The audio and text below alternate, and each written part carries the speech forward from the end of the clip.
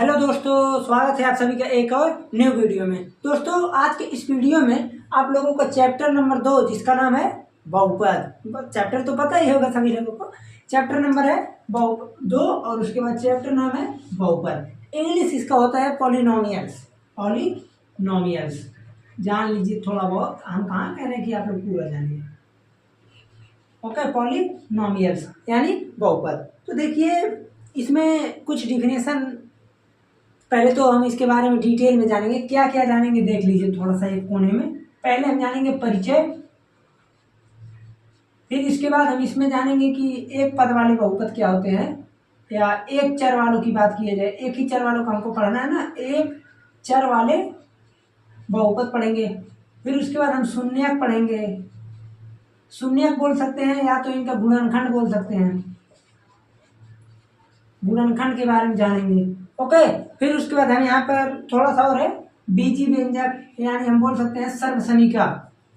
सर्वसमीका यानी जितने फार्मूले हैं सब उन्हीं पर देखेंगे, सर्वसमीकाएं इधर देखेंगे। एक टॉपिक और है, ओके, बीच में ही है। एक चर वाले रैखिक के बाद गुणनखंड नहीं है, पहले हम उनका शून्यक देखेंगे, या फिर हम एक प्रकार से कह सकते हैं कि उसका मूल देखेंगे, जो भी होगा। अभी आगे आप लोग समझ जाएंगे, एकदम आसानी से समझिए, आराम से समझिए, जल्दी है नहीं। आप लोगों का सिलेबस अभी मान के चलिए आज 1 अप्रैल है, कहीं अब से यह नया सेशन स्टार्ट होता है पूरे स्कूल से। तो एक चैप्टर मैं ख़त्म कर दिया हूँ पहले से भाई, एक चैप्टर ख़त्म है आप लोगों का, पहला चैप्टर। दूसरा वैसे ये जान लीजिए कि 1 हफ्ता लगेगा हर एक चैप्टर में। तो 12 है तो 12 सत्ते 84, यानी मान के चलिए 2.5 महीना। ओके, वो 3 महीने रहे हैं, लेकिन प्रत्येक थोड़ी ना साथ ही दिन जाएगा।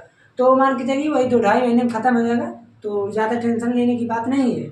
ओके, तो इसलिए आराम से पढ़िए। देखिए, पहले हम इसमें बात करते हैं कि बेसिक्स इसको बताएंगे ना, इसीलिए पहले हम समझते हैं चर और अचर क्या होता है। क्या चीज़? चर और अचर। क्यों? क्योंकि अभी काम पड़ेगा। देखिए, चर और अचर ये क्या होते हैं।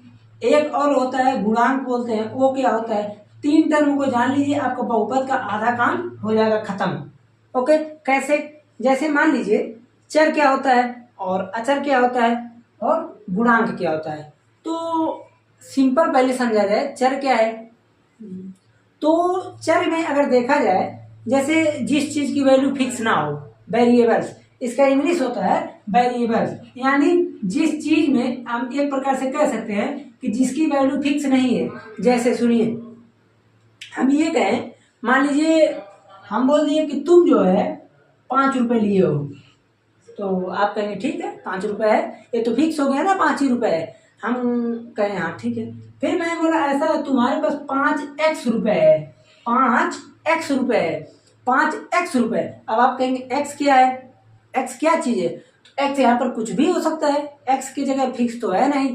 भाई हम मान लो x की जगह 2 ले लिए तो उसके पास 10 रुपए हो गया, किसी कोई 3 ले लिया तो 15 रुपए हो गया। ओके, तो ऐसे मान को जिसका जैसे चर में हम क्या जानेंगे कि ऐसा चीज होता है जिसमें एक प्रकार से हम कह सकते हैं कि कोई फिक्स वैल्यू नहीं है, हर जगह बदलता रहता है। तो इसका एकदम शुद्ध सीधा साधा डिफिनेशन हम बोल देते हैं, लोग बोलते हैं कि जिसका मान नहीं बदलता है उन्हें हम बोल देते हैं अचर, और जिसका मान बदलता है उन्हें बोलते हैं चर। तो यानी हम इसमें क्या बोलेंगे, जिनका मान बदलता रहता है।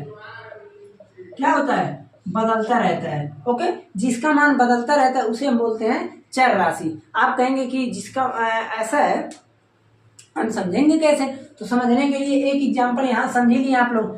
और अगर कोई बेसिक से एग्जांपल बताया जाए, तो जैसे मान लीजिए आप इक्वेशन ही कोई देख लीजिए, 2x + y, इस प्रकार से ले लीजिए, 5 ले लीजिए। तो x और y की वैल्यू हमको खुद नहीं पता है क्या चीज़ है भाई। x की वैल्यू, y की वैल्यू, आप कहेंगे अच्छा ठीक है, मान लीजिए मैं दे दिया 1 और 2, तब तो है ही ना। नहीं, मैं यहाँ पर 1 2 लिए, कहीं आगे कोई है, आगे 2 3 ले रहा है, कोई आगे 4 5 ले रहा है, कोई 0 ले रहा है। तो ऐसे वैल्यू फिक्स थोड़ी ना है। ऐसी वैल्यू जिसका मान बदल रहा है उन्हें हम क्या बोल देंगे, वेरिएबल, चर बोल देंगे। सिंपल अगर एक और हम बताएं आप लोगों को, अगर तो एक चीज आप लोग और समझ सकते हैं। जैसे 1 सेकेंड रुक जाइएगा, हाँ ठीक। जैसे एक चीज और होता है चर में, आप लोग एक चीज और से समझ सकते हैं। जैसे मान लीजिए टेम्परेचर की बात किया जाए, तापमान, जानते हैं ना तापमान, तो आप ये देखेंगे कि घर में आप हैं तो बाहर की अपेक्षा कुछ कम रहेगा, ठीक है, बाहर जाएंगे तो कुछ ज़्यादा हो जाएगा। तो यानी वो प्रत्येक जगह बदल रहा है ना, ये तो है नहीं फिक्स है। हाँ, कुछ जगह फिक्स है, वो अलग की बात है, उसको आप लोग मत समझिएगा, नहीं तो दूसरा हो जाएगा। आपको बस मेरे बताने का एक ही उद्देश्य है कि जिसका मान प्रत्येक जगह बदलता रहे उन्हें हम बोलते हैं चर राशि। ओके, तो बदलता रहेगा तो चर, अगर कांस्टेंट है, नहीं बदल रहा है, तो उन्हें बोलते हैं अचर। उन्हें क्या बोलते हैं? अचर बोलते हैं। अगर नहीं बदल रहा है यानी नहीं बदलता है। ओके, अब ये सही, तो इन्हें हम क्या बोलते हैं? अचर। जैसे हम कहते 5, हम भारत पूरा घूम लिए, सब लोग 5 ही बोले, विदेश गए तो उन लोग 5 बोल दिए, तो वैल्यू नहीं ना बदला, 5 और 5 का ही मतलब है ना। कोई 5 बोल रहा है, कोई 5 बोल रहा है, कोई 5 बोल रहा है, ओके, कोई FIVE बोल रहा है, हमको उससे नहीं मतलब है, हमको इसकी वैल्यू से देखना है। जिसकी वैल्यू बदल रही है उन्हें बोलेंगे हम चर, और जिसकी वैल्यू नहीं बदल रही है उन्हें बोल देते हैं हम सिंपली अचर। समझ लिए? आप समझिए गुणांक क्या होता है।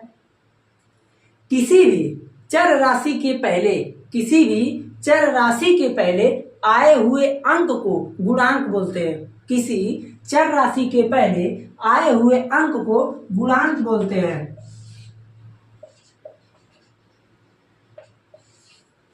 किसी भी चर राशि के पहले आए हुए अंक को गुणांक बोलते हैं। इतना समझ गए होंगे आप लोग क्या चीज है। किसी चर राशि, यक्स क्या है? चर। चर में वेरिएबल्स में हम देखते हैं तो सिंपली ए से लेके जेड तक वही उठा लेते हैं, सब चर होते हैं, ठीक है। किसी किसी कंडीशन में, किसी किसी पोजीशन में ABC को हम लोग अचर मान लेते हैं, तो वो तो जहां लिया जाएगा तो बता दिया जाता है। ओके, तो यहाँ पर हम ये सिंपली देखते हैं कि किसी चर राशि के पहले आए हुए अंक को गुणांक बोलते हैं। ओके, अब हम समझते हैं मेन चीज अपना जो हमारा चैप्टर बहुपद। अब आप लोग समझ जाएंगे। अब देखिए भैया, बहुपद के डेफिनेशन में कुछ मिथ्या अधिकतम क्या बनी रहती है कि बहुपद ये होता है जिसमें बहुत से पद हैं उन्हें बहुपद बोल देते हैं, जिसमें बहुत से पद हैं उन्हें लोग बहुपद बोल देते हैं। लेकिन नहीं भाई, बहुपद वो थोड़ी ना है। जैसे मान लीजिए आप कहेंगे कि ये भी हो सकता है, ठीक तो बोल रहे हैं, जिसमें बहुत से पद हो बहुपद। लीजिए मैं बोल रहा हूं,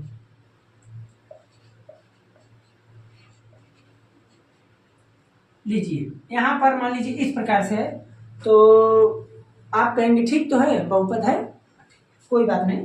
और उधर समझते हैं बहुपद। अभी हम इसका शुद्ध डिफिनेशन बता रहे हैं, जो कि एकदम समझ लीजिए अच्छा खासा डिफिनेशन है। आप लोग समझिए, पहले समझा दिए जब डिफिनेशन तो बनता रहेगा।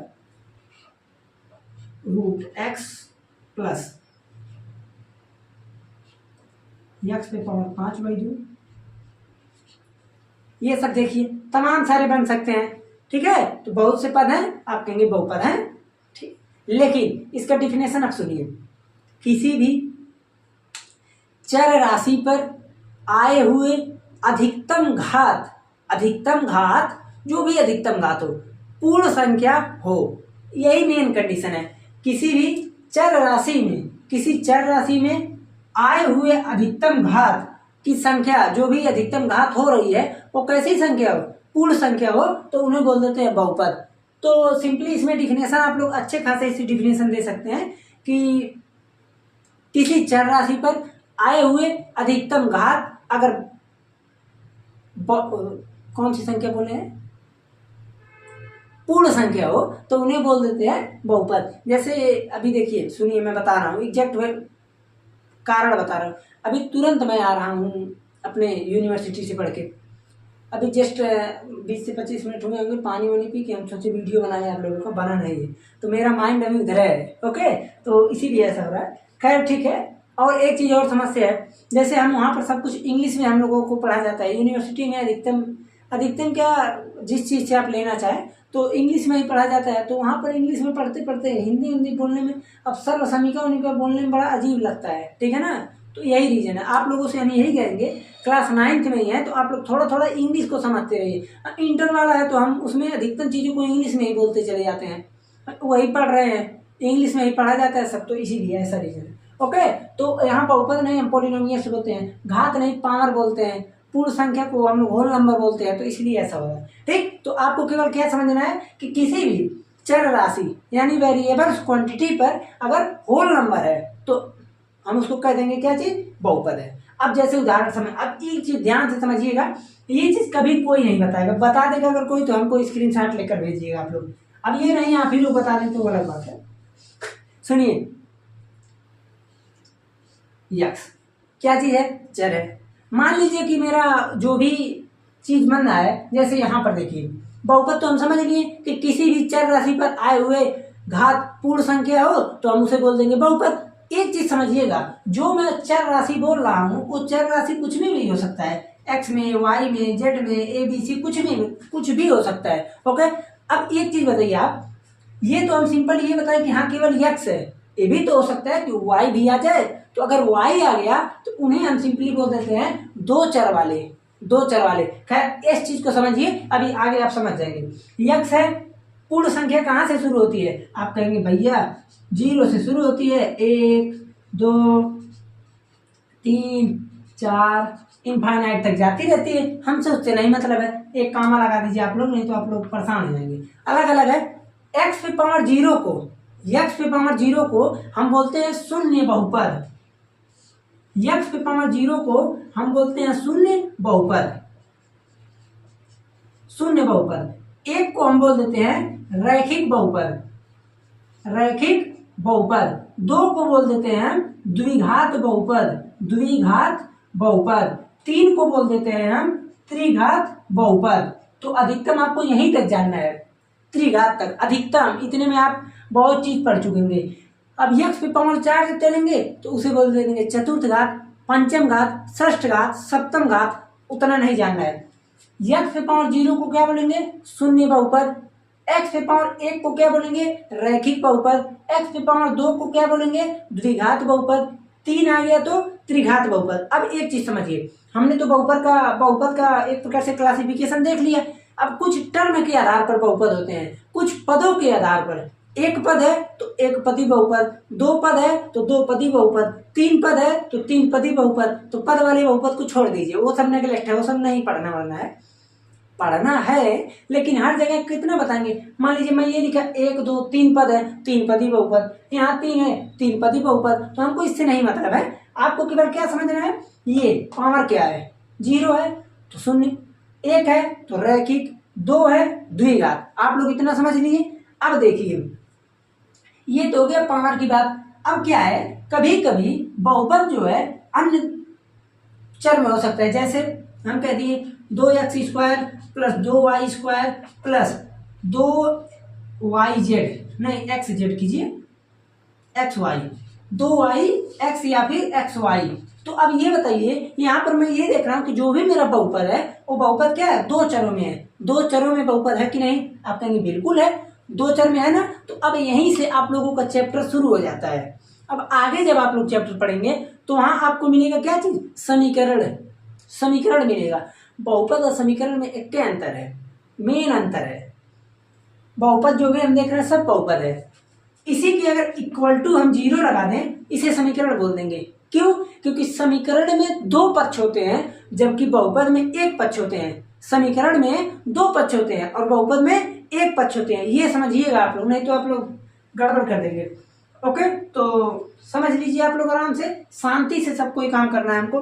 बहुपद हमने समझा, हम ये देखें कि बहुपद जो है कई चरों में हो सकता है, 2 चर, 3 चर, 4, जो भी हो पाए उतना हो सकता है। तो अब इसी अनुसार चैप्टर वाइज बन जाता है। तो क्लास 10th में आप लोग पढ़ेंगे 2 चर वाले रैखिक समीकरण युग में। 2 चर वाले, चर कितने रहेंगे, 2, पावर कैसा रहेगा, 1, तभी उसको हम बोलते हैं 2 चर वाले रैखिक समीकरण। ओके, तो इस प्रकार से आपका क्लासिफिकेशन होता रहता है।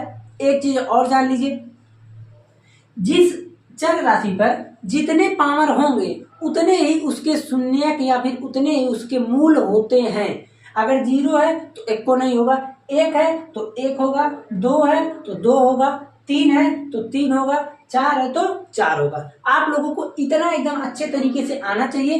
अब आप लोग प्रश्नावली के प्रश्नों को, प्रश्नावली 2.1 अच्छे तरीके से कर सकते हैं। अब इसमें बेसिक में कुछ नहीं बचा। हमने सिंपल क्या देखा, बहुपद देख लिया, डिफिनेशन देख लिया, अच्छी तरीके से इसके प्रकार देख लिया, पद के आधार पर, पावर के आधार पर सब कुछ देख लिया। कहीं कहीं आपको सिंपली 2 चर वाले मिल जाएंगे, तो 2 चर वाले 10 में मिलेंगे, उसका टेंशन छोड़ दीजिए। 9 में आप लोगों को केवल 1 चर के मिलेंगे पूरे में बहुपद में। और उसके बाद समीकरण जब आप पढ़ेंगे रैखिक समीकरण, तो वहां भी आप लोगों को एक ही का पढ़ना पड़ेगा रैखिक में। और समस्या एक चीज का नहीं है, क्योंकि आपको युग्म नहीं, 2 समीकरण नहीं पढ़ने, एक पढ़ना है। ओके, तो वो सब बता दिया जाएगा, ठीक है ना। पहले देख ले कितना देर का आज लेक्चर हुआ, 15 मिनट का।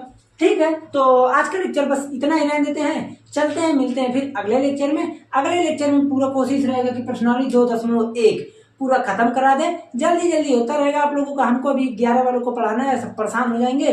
तो चलते हैं फिर, आप लोग चैनल पर आए तो सब्सक्राइब कर लीजिए।